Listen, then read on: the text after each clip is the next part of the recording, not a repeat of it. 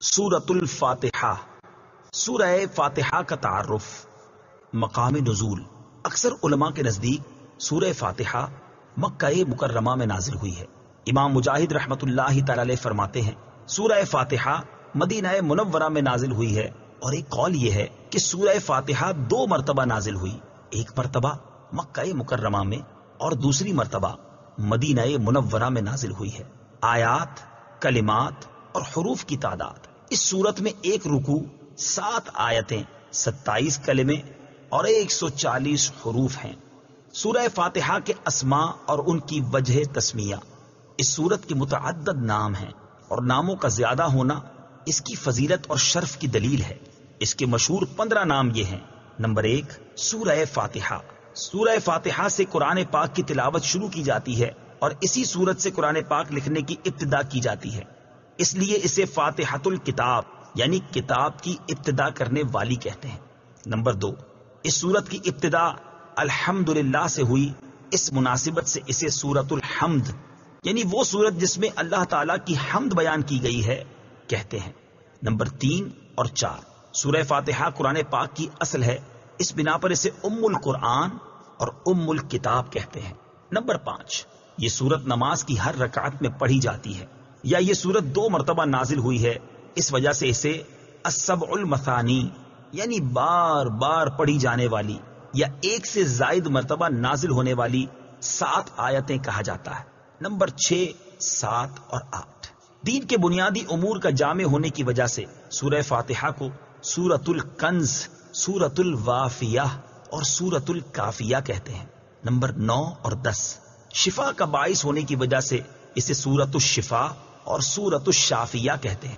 Number 11، 12، 13، 14 اور 15، دعا پر مشتمل ہونے کی وجہ سے اسے سورۃ الدعاء، سورۃ تعلیم المسئلہ، سورۃ السوال، سورۃ المناجات اور سورۃ التفویض بھی کہا جاتا ہے۔ سورہ فاتحہ کے فضائل۔ احادیث میں سورت کے بہت سے فضائل بیان کیے گئے، ان میں سے 4 فضائل بیان کرتا ہوں۔ نمبر 1، بخاری شریف کی حدیث ہے، حضرت ابو سعید بن معلہ رضی اللہ تعالی عنہ فرماتے ہیں، میں نماز پڑھ رہا تھا تو مجھے نبی کریم صلی اللہ تعالی علیہ وسلم نے بلایا، لیکن میں نے جواب نہ دیا۔ جب نماز سے فارغ ہو کر بارگاہ رسالت صلی اللہ تعالی علیہ وسلم میں حاضر ہوا، میں نے عرض کی، یا رسول اللہ صلی اللہ تعالی علیہ وسلم، میں نماز پڑھ رہا تھا۔ تاجدار رسالت صلی اللہ تعالی علیہ وسلم نے ارشاد فرمایا، کیا اللہ تعالیٰ نے یہ نہیں فرمایا، استجیبوا للہ وللرسول اذا دعاکم، اللہ اور اس کے رسول کی بارگاہ میں حاضر ہو جاؤ جب وہ تمہیں بلائیں۔ پھر ارشاد فرمایا، کیا میں تمہیں تمہارے مسجد سے نکلنے سے پہلے قرآن کریم کی سب سے عظیم سورت نہ سکھاؤں؟ پھر آپ علیہ الصلوۃ والسلام نے میرا ہاتھ پکڑ لیا۔ جب ہم نے نکلنے کا ارادہ کیا تو میں نے عرض کی، یا رسول اللہ صلی اللہ تعالی علیہ وسلم، آپ نے فرمایا تھا کہ میں ضرور تمہیں قرآن مجید کی سب سے عظمت والی سورت سکھاؤں گا۔ ارشاد فرمایا، وہ سورت الحمدللہ رب العالمین ہے، یہی 7 مثانی اور قرآن عظیم ہے جو مجھے عطا فرمائی گئی۔ نمبر 2، مسلم شریف کی حدیث ہے، حضرت عبداللہ ابن عباس رضی اللہ تعالی عنہما فرماتے ہیں، ایک فرشتہ آسمان سے نازل ہوا اور اس نے سید المرسلین صلی اللہ تعالی علیہ وسلم کی بارگاہ میں سلام پیش کر کے عرض کی، یا رسول اللہ صلی اللہ تعالی علیہ وسلم، آپ کو ان 2 نوروں کی بشارت ہو جو آپ کے علاوہ اور کسی نبی کو عطا نہیں کیے گئے، اور وہ 2 نور یہ ہیں، نمبر 1 سورہ فاتحہ، نمبر 2 سورہ بقرہ کی آخری آیتیں۔ نمبر 3، حضرت ابی بن کعب رضی اللہ تعالی عنہ سے روایت ہے، حضور پر نور صلی اللہ تعالی علیہ وسلم نے ارشاد فرمایا، اللہ تعالیٰ نے تورات اور انجیل میں ام القرآن کی مثل کوئی سورت نازل نہیں فرمائی۔ نمبر 4، حضرت عبد الملک بن عمیر رضی اللہ تعالی عنہ سے روایت ہے، نبی کریم صلی اللہ تعالی علیہ وسلم نے ارشاد فرمایا، سورہ فاتحہ ہر مرض کے لیے شفا ہے۔ سورہ فاتحہ کے مضامین۔ اس سورت میں یہ مضامین بیان کیے گئے ہیں، نمبر 1، اس سورت میں اللہ تعالیٰ کی حمد و ثنا کا بیان ہے۔ نمبر 2، اللہ تعالیٰ کے رب ہونے، اس کے رحمان اور رحیم ہونے، نیز مخلوق کے مرنے کے بعد دوبارہ زندہ کیے جانے اور قیامت کے دن ان کے اعمال کی جزا ملنے کا ذکر ہے۔ نمبر 3، صرف اللہ تعالیٰ کے عبادت کا مستحق ہونے اور اس کے حقیقی مددگار ہونے کا تذکرہ ہے۔ نمبر 4، دعا کے آداب کا بیان اور اللہ تعالیٰ سے دین حق اور صراط مستقیم کی طرف ہدایت ملنے، نیک لوگوں کے حال سے موافقت اور گمراہوں سے اجتناب کی دعا مانگنے کی تعلیم ہے۔ یہ چند وہ چیزیں بیان کی گئی ہیں جن کا سورہ فاتحہ میں تفصیلی ذکر ہے، البتہ اجمالی طور پر اس سورت میں بے شمار چیزوں کا بیان ہے۔ امیر المومنین حضرت علی المرتضیٰ کرم اللہ تعالی وجہہ الکریم فرماتے ہیں، اگر میں چاہوں تو سورہ فاتحہ کی تفسیر سے 70 اونٹ بھروا دوں۔ اعلی حضرت امام احمد رضا خان علیہ رحمت الرحمان حضرت علی المرتضیٰ کرم اللہ تعالی وجہہ الکریم کا یہ قول نقل کرنے کے بعد فرماتے ہیں، ایک اونٹ کئے یعنی کتنے ہی من کا بوجھ اٹھاتا ہے، اور ہر من میں کئے یعنی کتنے ہزار اجزاء ہوتے ہیں۔ ان کا حساب لگایا جائے تو یہ حساب سے تقریباً 25 لاکھ جز بنتے ہیں۔ یہ فقط سورہ فاتحہ کی تفسیر ہے۔ سورہ فاتحہ سے متعلق شرعی مسائل۔ نمبر 1، نماز میں سورہ فاتحہ پڑھنا واجب ہے۔ امام اور تنہا نماز پڑھنے والا اپنی زبان سے سورہ فاتحہ پڑھے گا، جبکہ مقتدی امام کے پیچھے خاموش رہے گا، اور جہری نماز میں اس کی قراءت بھی سنے گا، اور اس کا یہی عمل پڑھنے کے حکم میں ہے۔ اللہ تعالیٰ نے قرآن پاک میں تلاوت کے وقت مقتدی کو خاموش رہنے اور قراءت سننے کا حکم دیتے ہوئے ارشاد فرمایا، وَإِذَا قُرِئَ الْقُرْآنُ فَاسْتَمِعُوا لَهُ وَأَنصِتُوا لَعَلَّكُمْ تُرْحَمُونَ۔ ترجمہ، اور جب قرآن پڑھا جائے تو اسے غور سے سنو اور خاموش رہو تاکہ تم پر رحم کیا جائے۔ اور حضرت ابو موسیٰ اشعری رضی اللہ تعالی عنہ سے روایت ہے، حضور اقدس صلی اللہ تعالی علیہ وسلم نے ارشاد فرمایا، جب امام قراءت کرے تو تم خاموش رہو۔ ابن ماجہ کی ایک اور حدیث ہے، حضرت جابر بن عبداللہ رضی اللہ تعالی عنہ سے روایت ہے، نبی کریم صلی اللہ تعالی علیہ وسلم نے ارشاد فرمایا، جس شخص کا کوئی امام ہو تو امام کا پڑھنا ہی مقتدی کا پڑھنا ہے۔ ان کے علاوہ اور بہت سی احادیث میں امام کے پیچھے مقتدی کے خاموش رہنے کے بارے میں بیان کیا گیا ہے۔ امام اعظم کا مناظرہ۔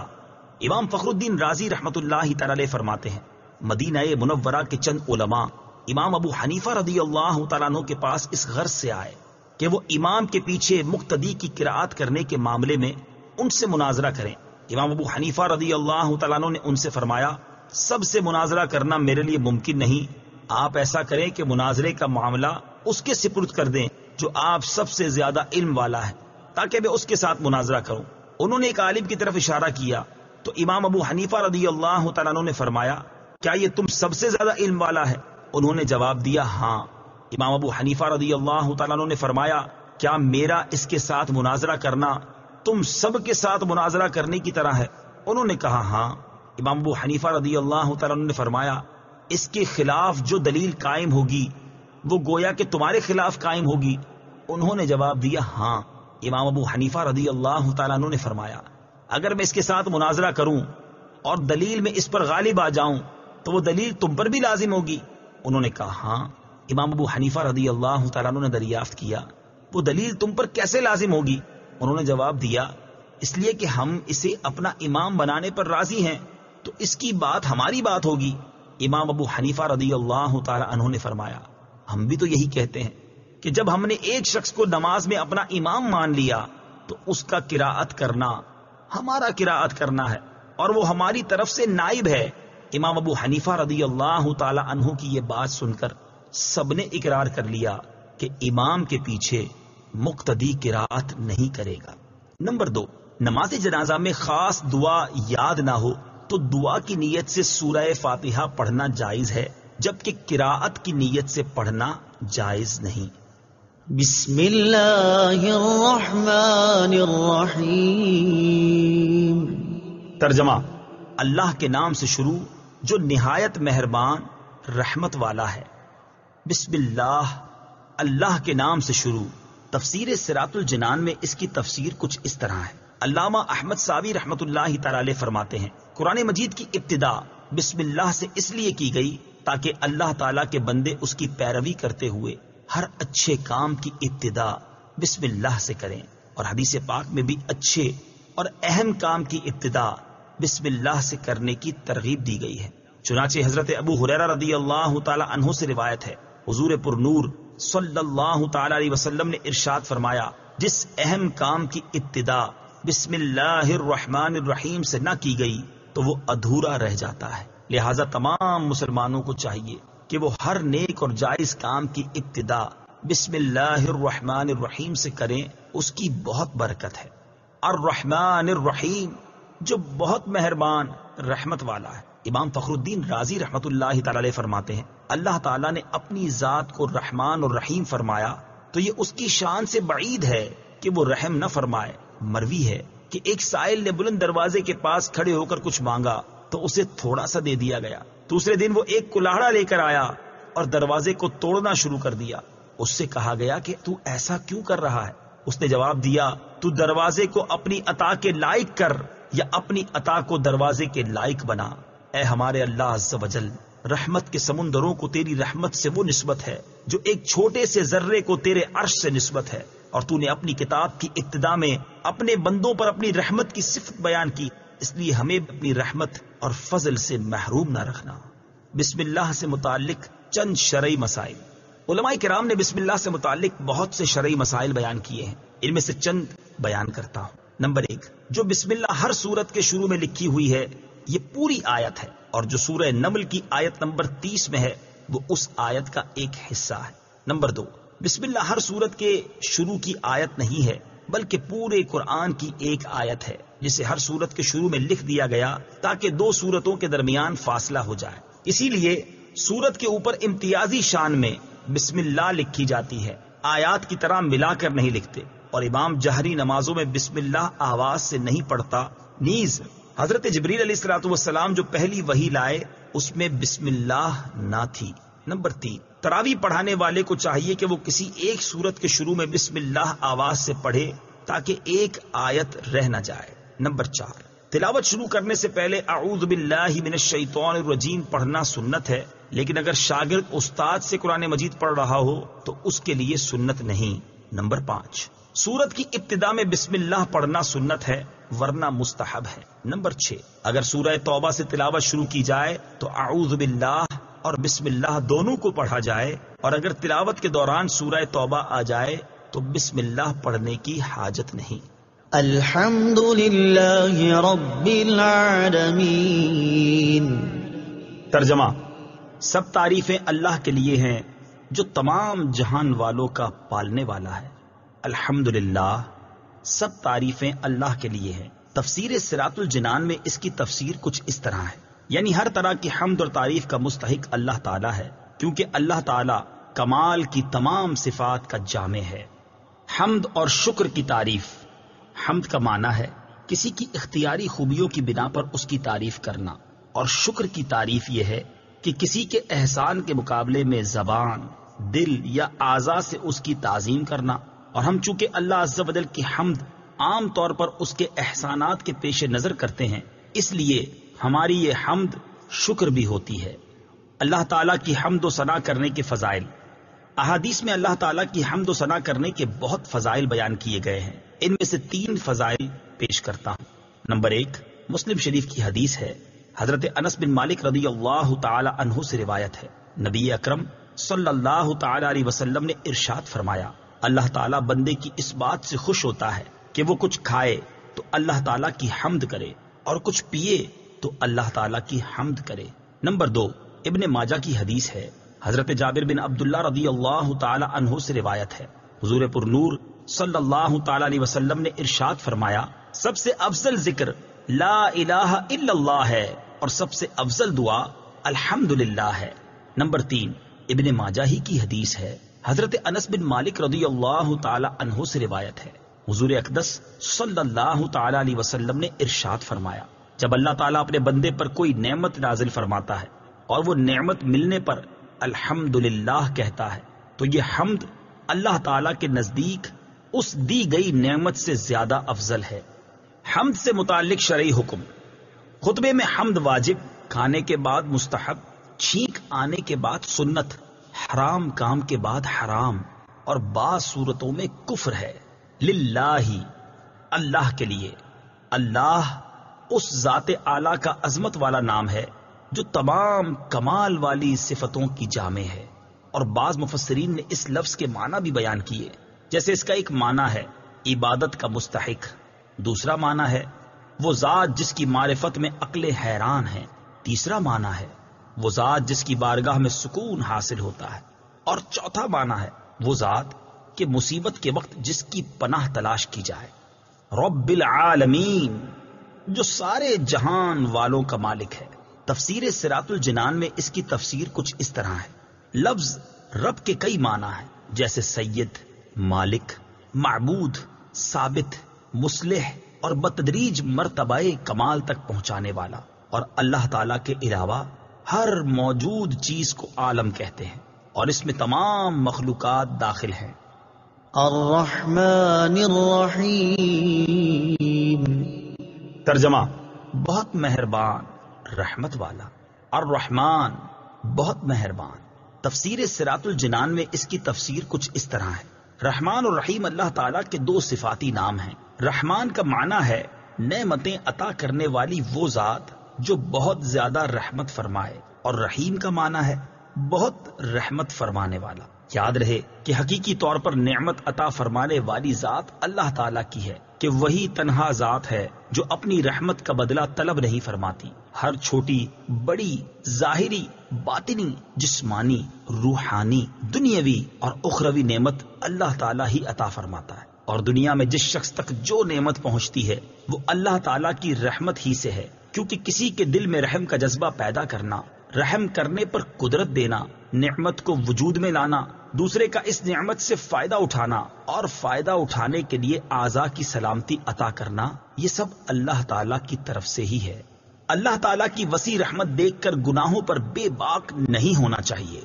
ابو عبداللہ محمد بن احمد قرطبی رحمت اللہ تعالی علیہ فرماتے ہیں، اللہ تعالیٰ نے رب العالمین کے بعد اپنے دو اوصاف رحمان اور رحیم بیان فرمائے۔ اس کی وجہ یہ ہے کہ جب اللہ تعالیٰ نے فرمایا کہ وہ رب العالمین ہے، تو اس سے سننے اور پڑھنے والے کے دل میں اللہ تعالیٰ کی عظمت کی وجہ سے اس کا خوف پیدا ہوا، تو اس کے ساتھ ہی اللہ تعالیٰ کے دو اوصاف رحمان اور رحیم ذکر کر دیے گئے، جن کے ضمن میں اللہ تعالیٰ کی اطاعت کرنے کی ترغیب ہے۔ یوں ترہیب اور ترغیب دونوں کا بیان ہو گیا، تاکہ بندہ اللہ تعالیٰ کی اطاعت کرنے کی طرف اچھی طرح راغب ہو اور اس کی نافرمانی کرنے سے رکنے کی خوب کوشش کرے۔ قرآن مجید میں اور مقامات پر اللہ تعالیٰ کی رحمت اور اس کے عذاب دونوں کو واضح طور پر ایک ساتھ ذکر کیا گیا ہے۔ چنانچہ اللہ تعالیٰ ارشاد فرماتا ہے، نبئ عبادی انی انا الغفور الرحیم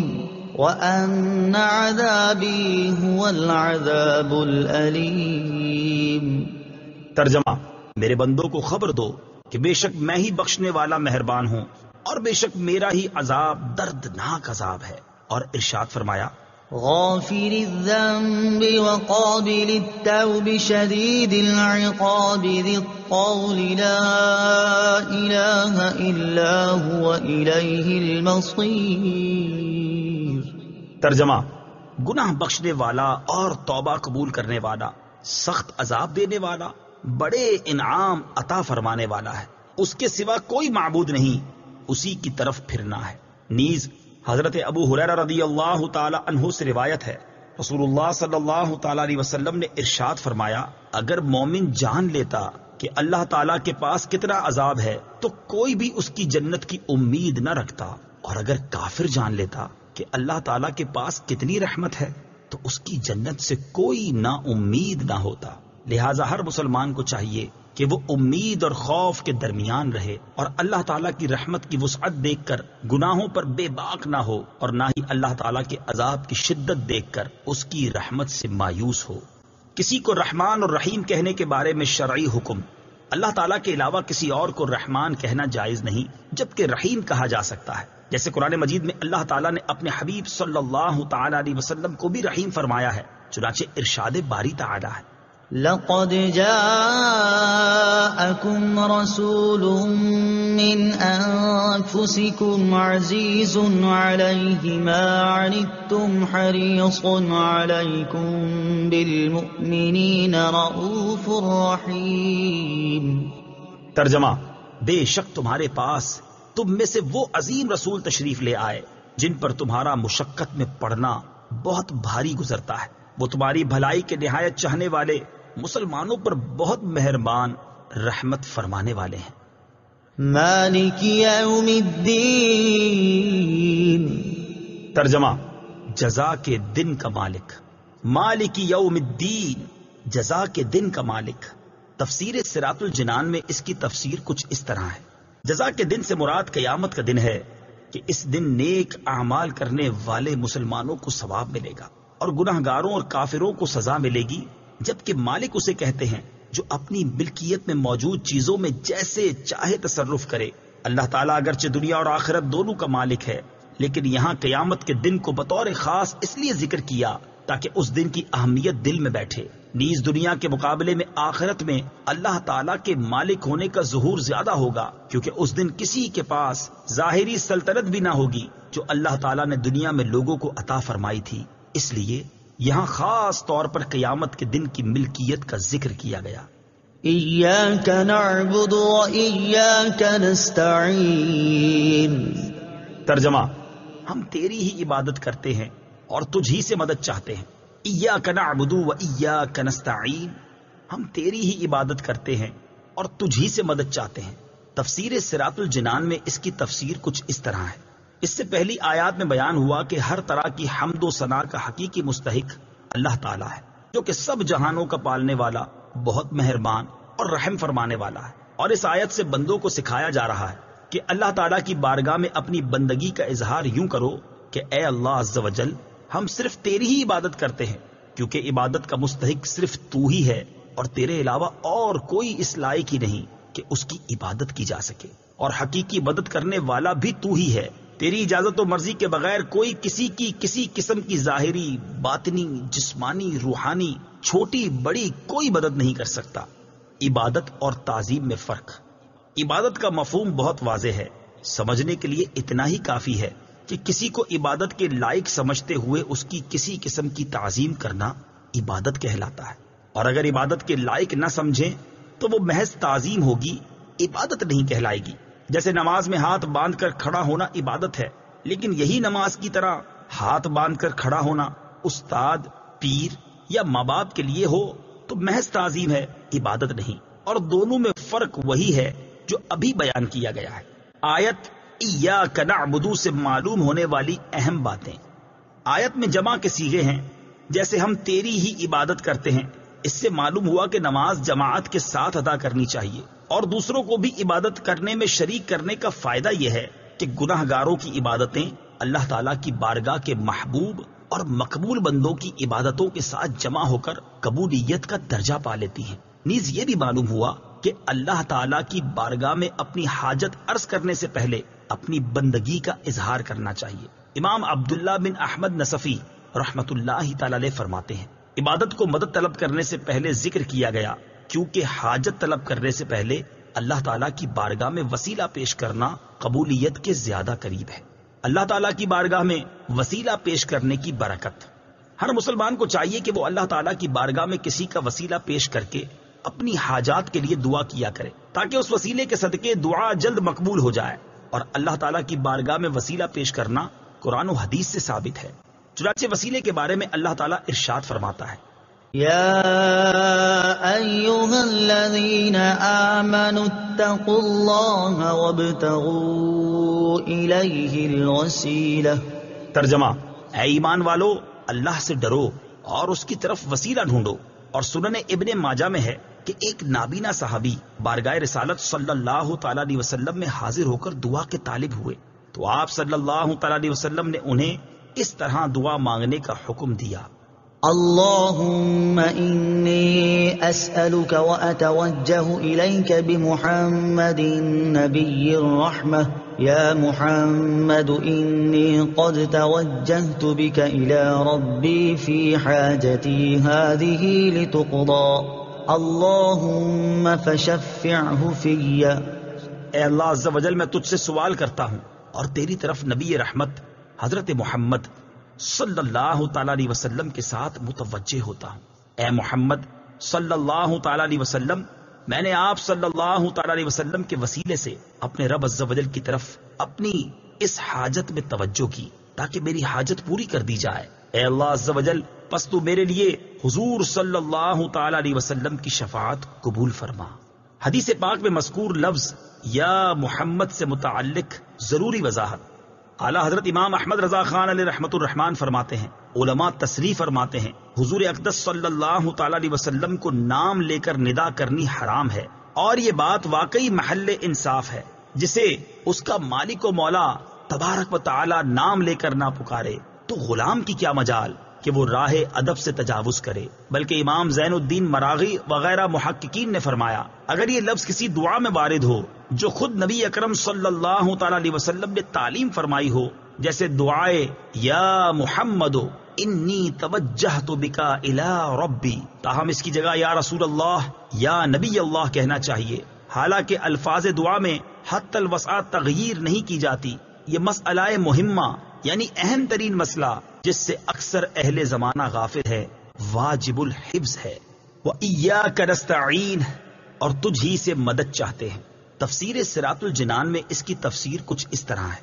اس آیت میں بیان کیا گیا کہ مدد طلب کرنا خواہ واسطے کے ساتھ ہو یا واسطے کے بغیر ہو، ہر طرح سے اللہ تعالیٰ کے ساتھ خاص ہے، اور اللہ تعالیٰ کی ذات ہی ایسی ہے جس سے حقیقی طور پر مدد طلب کی جائے۔ اعلیٰ حضرت امام احمد رضا خان علیہ رحمت الرحمان فرماتے ہیں حقیقی مدد طلب کرنے سے مراد یہ ہے کہ جس سے مدد طلب کی جائے اسے بالذات قادر، مستقل مالک اور غنی بے نیاز جانا جائے کہ وہ اللہ تعالیٰ کی عطا کے بغیر خود اپنی ذات سے اس کام یعنی مدد کرنے کی قدرت رکھتا ہے۔ اللہ تعالیٰ کے علاوہ کسی اور کے بارے میں یہ عقیدہ رکھنا ہر مسلمان کے نزدیک شرک ہے، اور کوئی مسلمان اللہ تعالیٰ کے علاوہ کسی اور کے بارے میں ایسا عقیدہ نہیں رکھتا، اور اللہ تعالیٰ کے مقبول بندوں کے بارے میں مسلمان یہ عقیدہ رکھتا ہے کہ وہ اللہ تعالیٰ کی بارگاہ تک پہنچنے کے لیے واسطہ اور حاجات پوری ہونے کا وسیلہ اور ذریعہ ہیں۔ تو جس طرح حقیقی وجود کہ کسی کے پیدا کیے بغیر خود اپنی ذات سے موجود ہونا اللہ تعالیٰ کے ساتھ خاص ہے،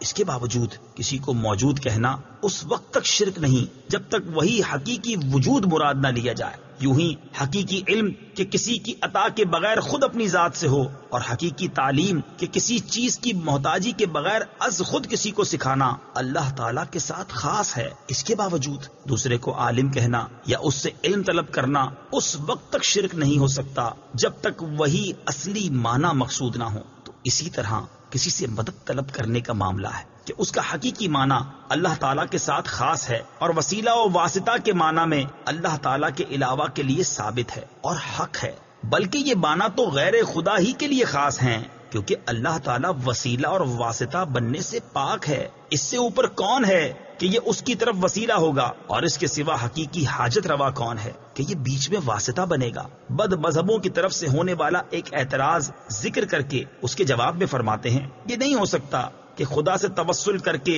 اسے کسی کے یہاں وسیلہ اور ذریعہ بنایا جائے۔ اس وسیلہ بننے کو ہم اولیاء کرام سے مانگتے ہیں کہ وہ دربار الہی میں ہمارا وسیلہ، ذریعہ اور قضائے حاجات کا واسطہ ہو جائیں۔ اس بے وقوفی کے سوال کا جواب اللہ تعالیٰ نے اس آیت کریمہ میں دیا ہے۔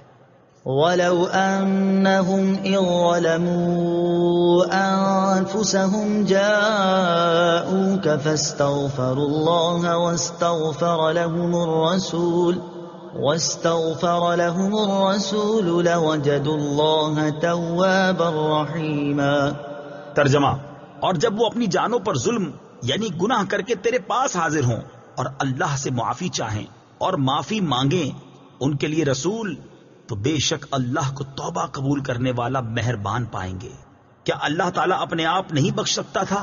پھر کیوں یہ فرمایا کہ اے نبی تیرے پاس حاضر ہوں اور تو اللہ سے ان کی بخشش چاہے تو یہ دولت و نعمت پائیں؟ یہی ہمارا مطلب ہے جو قرآن کی آیت صاف فرما رہی ہے۔ زیر تفسیر آیت کریمہ کے بارے میں مزید تفصیل جاننے کے لیے فتاوی رضویہ کی 21ویں جلد میں موجود اعلیٰ حضرت امام احمد رضا خان علیہ الرحمت الرحمان کا رسالہ برکات الامداد لأہل الاستمداد یعنی مدد طلب کرنے والوں کے لیے امداد کی برکتیں، اس کا مطالعہ فرمائیں۔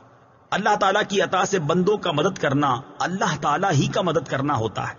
یاد رہے کہ اللہ تعالیٰ اپنے بندوں کو دوسروں کی مدد کرنے کا اختیار دیتا ہے، اور اس اختیار کی بنا پر ان بندوں کا مدد کرنا اللہ تعالیٰ ہی کا مدد کرنا ہوتا ہے۔ جیسے غزوہ بدر میں فرشتوں نے آ کر صحابہ کرام رضی اللہ تعالیٰ عنہم کی مدد کی، لیکن اللہ تعالیٰ نے ارشاد فرمایا وَلَقَدْ نَصَرَكُمُ اللَّهُ بِبَدْرٍ وَأَنْتُمْ أَذِلَّةٌ۔ ترجمہ: اور بے شک اللہ نے بدر میں تمہاری مدد کی جب تم بالکل بے سر و سامان تھے۔ یہاں فرشتوں کی مدد کو اللہ تعالیٰ کی مدد کہا گیا۔ اس کی وجہ یہی ہے کہ فرشتوں کو مدد کرنے کا اختیار اللہ تعالیٰ کے دینے سے ہے، تو حقیقتاً یہ اللہ تعالیٰ ہی کی مدد ہوئی۔ یہی معاملہ انبیاء کرام علیہ الصلوۃ والسلام اور اولیاء اعظام رحمۃ اللہ تعالیٰ علیہم کا ہے کہ وہ اللہ عز و جل کی عطا سے مدد کرتے ہیں، اور حقیقتاً وہ مدد اللہ تعالیٰ کی ہوتی ہے۔ جیسے حضرت سلیمان علیہ نبینا علیہ الصلوۃ والسلام نے اپنے وزیر حضرت آصف بن برخیہ رضی اللہ تعالی عنہ سے تخت لانے کا فرمایا، اور انہوں نے پلک جھپکنے میں تخت حاضر کر دیا۔ اس پر انہوں نے فرمایا، ھذا من فضل ربی، یہ میرے رب کے فضل سے ہے۔ اور تاجدار رسالت صلی اللہ تعالی علیہ وسلم کی سیرت مبارکہ میں مدد کرنے کی تو اتنی مثالیں موجود ہیں کہ اگر سب جمع کی جائیں تو ایک ضخیم کتاب مرتب ہو سکتی ہے۔ ان میں سے چند مثالیں یہ ہیں۔ نمبر 1، صحیح بخاری میں ہے، نبی کریم علیہ الصلوۃ والسلام نے تھوڑے سے کھانے سے پورے لشکر کو سیر کیا۔ نمبر 2، بخاری شریف ہی میں ہے، آپ صلی اللہ تعالی علیہ وسلم نے دودھ کے ایک پیالے سے 70 صحابہ کو سیراب کر دیا۔ نمبر 3، یہ بھی بخاری شریف میں ہے، انگلیوں سے پانی کے چشمے جاری کر کے 1400 یا اس سے بھی زائد افراد کو سیراب کر دیا۔ نمبر 4، لعاب دہن سے بہت سے لوگوں کو شفا عطا فرمائی۔ اور یہ تمام مددیں چونکہ اللہ تعالیٰ کی عطا کردہ طاقت سے تھی، لہٰذا سب اللہ تعالیٰ کی ہی مددیں ہیں۔ اس بارے میں مزید تفصیل کے لیے فتاوی رضویہ کی 30ویں جلد میں موجود اعلی حضرت امام اہل سنت مولانا شاہ امام احمد رضا خان علیہ رحمت الرحمان کے رسالے الامن والعلا لناعت المصطفیٰ بدافع البلا، یعنی نعت مصطفیٰ صلی اللہ تعالی علیہ وسلم بیان کرنے والوں کے لیے انعامات کا مطالعہ فرمائیے۔ اهدنا الصراط المستقیم۔ ترجمہ: ہمیں سیدھے راستے پر چلا۔ اهدنا الصراط المستقیم، ہمیں سیدھے راستے پر چلا۔ تفسیر صراط الجنان میں اس کی تفسیر کچھ اس طرح ہے، اللہ تعالیٰ کی ذات و صفات کی معرفت کے بعد اس کی عبادت اور حقیقی مددگار ہونے کا ذکر کیا گیا، اور اب یہاں سے ایک دعا سکھائی جا رہی ہے کہ بندہ یوں عرض کرے، اے اللہ عز و جل، تو نے اپنی توفیق سے ہمیں سیدھا راستہ دکھا دیا، اب ہماری اس راستے کی طرف ہدایت میں اضافہ فرما اور ہمیں اس پر ثابت قدم رکھ۔ صراط مستقیم کا معنی، صراط مستقیم سے مراد عقائد کا سیدھا راستہ ہے جس پر تمام انبیاء کرام علیہ الصلوۃ والسلام چلے، یا اس سے مراد اسلام کا سیدھا راستہ ہے جس پر صحابہ کرام رضی اللہ تعالی عنہم، بزرگان دین اور اولیاء اعظام رحمت اللہ تعالی علیہم چلے، جیسا کہ اگلی آیت میں موجود بھی ہے۔ اور یہ راستہ اہل سنت کا ہے کہ آج تک اولیاء کرام صرف اسی مسلک اہل سنت میں گزرے ہیں، اور اللہ تعالیٰ نے انہی کے راستے پر چلنے اور انہی کے ساتھ ہونے کا فرمایا ہے۔ فرمان باری تعالیٰ ہے، يا أيها الذين آمنوا اتقوا الله وكونوا مع الصادقين۔ ترجمہ: اے ایمان والو، اللہ سے ڈرو اور سچوں کے ساتھ ہو جاؤ۔ ابن ماجہ کی حدیث ہے، حضرت انس رضی اللہ تعالیٰ عنہ سے روایت ہے، سید المرسلین صلی اللہ تعالیٰ علیہ وسلم نے ارشاد فرمایا، بے شک میری امت کبھی گمراہی پر جمع نہیں ہوگی، اور جب تم لوگوں میں اختلاف دیکھو تو تم پر لازم ہے کہ سواد اعظم یعنی مسلمانوں کے بڑے گروہ کے ساتھ ہو جاؤ۔ ترمذی شریف کی حدیث ہے، حضرت عبداللہ بن عمر رضی اللہ تعالیٰ عنہما سے روایت ہے، نبی اکرم صلی اللہ تعالیٰ علیہ وسلم نے ارشاد فرمایا، بنی اسرائیل 72 فرقوں میں تقسیم ہو گئے تھے، اور میری امت 73 فرقوں میں تقسیم ہو جائے گی، ان میں سے ایک کے علاوہ سب جہنم میں جائیں گے۔ صحابہ کرام نے عرض کی، یا رسول اللہ صلی اللہ تعالی علیہ وسلم، نجات پانے والا فرقہ کون سا ہے؟ ارشاد فرمایا، وہ اس طریقے پر ہوگا جس پر میں اور میرے صحابہ ہیں۔ ہدایت حاصل کرنے کے ذرائع، یاد رہے کہ اللہ تعالیٰ نے ہدایت حاصل کرنے کے بہت سے ذرائع عطا فرمائے ہیں، ان میں سے چند یہ ہیں۔ نمبر 1، انسان کی ظاہری باطنی صلاحیتیں جنہیں استعمال کر کے وہ ہدایت حاصل کر سکتا ہے۔ نمبر 2، آسمانوں زمینوں میں اللہ تعالیٰ کی قدرت و وحدانیت پر دلالت کرنے والی نشانیاں جن میں غور و فکر کر کے انسان ہدایت پا سکتا ہے۔ نمبر 3، اللہ تعالیٰ کی نازل کردہ کتابیں، ان میں سے تورات، انجیل اور زبور قرآن پاک نازل ہونے سے پہلے لوگوں کے لیے ہدایت کا باعث تھیں، اور اب قرآن مجید لوگوں کے لیے ہدایت حاصل کرنے کا ذریعہ ہے۔ نمبر 4، اللہ تعالیٰ کے بھیجے ہوئے خاص بندے انبیاء کرام اور مرسلین اعظام علیہم الصلاۃ والسلام یہ اپنی اپنی قوموں کے لیے ہدایت حاصل کرنے کا ذریعہ تھے، اور ہمارے نبی حضرت محمد مصطفیٰ صلی اللہ تعالی علیہ وسلم قیامت تک آنے والے تمام لوگوں کے لیے ہدایت کا ذریعہ ہے۔ آیت اہدنا الصراط المستقیم سے معلوم ہونے والے احکام۔ اس آیت سے 3 باتیں معلوم ہوئیں۔ نمبر 1، ہر مسلمان کو اللہ تعالیٰ سے سیدھے راستے پر ثابت قدمی کی دعا مانگنی چاہیے، کیونکہ سیدھا راستہ منزل مقصود تک پہنچا دیتا ہے اور ٹیڑھا راستہ مقصود تک نہیں پہنچاتا۔ اللہ تعالیٰ ارشاد فرماتا ہے کہ عقل والے اس طرح دعا مانگتے ہیں: ربنا لا تزغ قلوبنا بعد إذ هديتنا وهب لنا من لدنك رحمة إنك أنت الوهاب۔ ترجمہ: اے ہمارے رب، تو نے ہمیں ہدایت عطا فرمائی ہے، اس کے بعد ہمارے دلوں کو ٹیڑھا نہ کر اور ہمیں اپنے پاس سے رحمت عطا فرما، بے شک تو بڑا عطا فرمانے والا ہے۔ ترمذی شریف کی حدیث ہے، حضرت انس رضی اللہ تعالی عنہ فرماتے ہیں، حضور پرنور صلی اللہ تعالی علیہ وسلم کثرت سے یہ دعا فرمایا کرتے تھے: یا مقلب القلوب ثبت قلبی علی دینک، اے دلوں کو پھیرنے والے، میرے دل کو اپنے دین پر ثابت قدم رکھ۔ تو میں نے عرض کی: یا رسول اللہ صلی اللہ تعالی علیہ وسلم، ہم آپ پر اور جو کچھ آپ لائے ہیں اس پر ایمان رکھتے ہیں، تو کیا آپ کو ہمارے بارے میں کوئی خوف ہے؟ رسول پاک صلی اللہ تعالی علیہ وسلم نے ارشاد فرمایا: ہاں، بے شک دل اللہ تعالیٰ کی شان کے لائق اس کی انگلیوں میں سے 2 انگلیوں کے درمیان ہیں، وہ جیسے چاہتا ہے انہیں پھیر دیتا ہے۔ نمبر 2، عبادت کرنے کے بعد بندے کو دعا میں مشغول ہونا چاہیے۔ نمبر 3، صرف اپنے لیے دعا نہیں مانگنی چاہیے بلکہ سب مسلمانوں کے لیے دعا مانگنی چاہیے کہ اس طرح دعا زیادہ قبول ہوتی ہے۔ صراط الذين أنعمت عليهم غير المغضوب عليهم ولا الضالين۔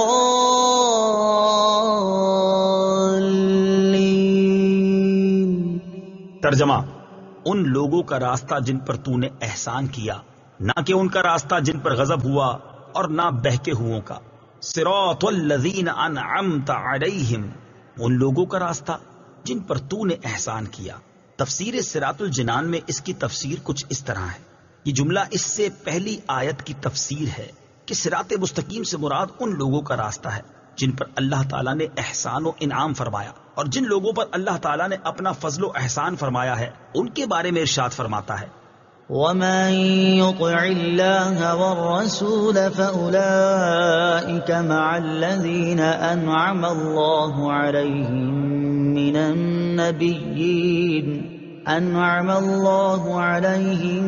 مِّنَ النَّبِيِّينَ وَالصِّدِّيقِينَ وَالشُّهَدَاءِ وَالصَّالِحِينَ وَحَسُنَ أُولَئِكَ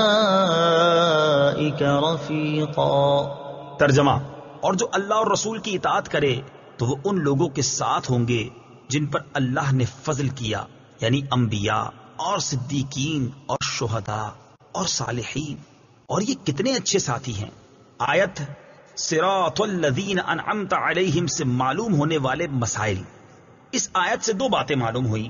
نمبر 1، جن امور پر بزرگان دین کا عمل رہا وہ صراط مستقیم میں داخل ہے۔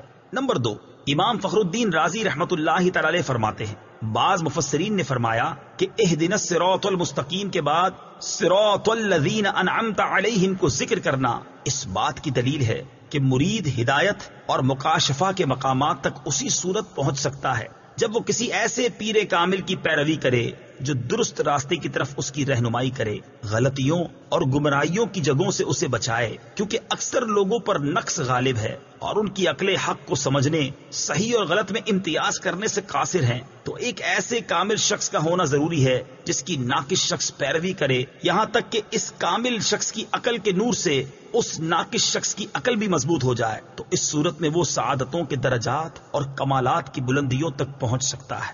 غیر المغضوب علیہم ولا الضالین، نہ کہ ان کا راستہ جن پر غضب ہوا اور نہ بہکے ہوئوں کا۔ اس کی تفسیر صراط الجنان میں ہے۔ جن پر اللہ تعالیٰ کا غضب ہوا ان سے مراد یہودی اور بہکے ہوئوں سے مراد عیسائی ہیں، جیسا کہ سنن ترمذی جلد 4 صفحہ 444 حدیث نمبر 2964 میں ہے اور امام فخر الدین رازی رحمت اللہ تعالی علیہ نے یہ بھی لکھا ہے کہ جن پر غضب ہوا ان سے مراد بد عمل ہیں اور بہکے ہوں سے مراد بد عقیدہ لوگ ہیں۔ ہر مسلمان کو چاہیے کہ وہ عقائد، اعمال، سیرت، صورت ہر اعتبار سے یہودیوں، عیسائیوں اور تمام کفار سے الگ رہے، نہ ان کے طور طریقے اپنائے اور نہ ہی ان کے رسم و رواج اور فیشن اختیار کرے، اور ان کی دوستیوں اور صحبتوں سے دور رہتے ہوئے اپنے آپ کو قرآن و سنت کے سانچے میں ڈھالنے میں ہی اپنے لیے دونوں جہان کی سعادت تصور کرے۔ آیت وَلَضَّالِّينَ سے متعلق شرعی مسئلہ، بعض لوگ وَلَضَّالِّينَ کو وَلَضَّالِّينَ پڑھتے ہیں، ان کا ایسا کرنا حرام ہے۔ اعلیٰ حضرت امام احمد رضا خان علیہ الرحمت الرحمان فرماتے ہیں ضاد، ظا، ذال، زا سب حروف متباینہ متغائرہ یعنی ایک دوسرے سے جدا جدا حروف ہیں، ان میں سے کسی کو دوسرے سے تلاوت قرآن میں قصدن بدلنا، اس کی جگہ اسے پڑھنا، نماز میں ہو خواہ بیرون نماز، حرام قطعی و گناہ عظیم، افتراء علی اللہ و تحریف کتاب کریم ہے۔ اس مسئلے کے بارے میں دلائل کے ساتھ تفصیلی معلومات حاصل کرنے کے لیے فتاوی رضویہ کی 6 جلد میں موجود ان رسائل کا مطالعہ فرمائیں۔ نمبر 1، نعم الزاد لروم الضاد یعنی ضاد کی ادائیگی کا بہترین طریقہ۔ نمبر 2، الجام الصاد عن سنن الضاد ضاد کی ادائیگی کے غلط اور صحیح طریقوں کا بیان۔ آمین اس کا ایک معنی ہے اے اللہ عز و جل تو قبول فرما، دوسرا معنی ہے اے اللہ عز و جل تو ایسا ہی فرما۔ آمین سے متعلق شرعی مسائل۔ نمبر 1، یہ قرآن مجید کا کلمہ نہیں ہے۔ نمبر 2، نماز کے اندر اور نماز سے باہر جب بھی سورہ فاتحہ ختم کی جائے تو اس کے بعد آمین کہنا سنت ہے۔ نمبر 3، احناف کے نزدیک نماز میں آمین بلند آواز سے نہیں بلکہ آہستہ کہی جائے گی۔ صدق اللہ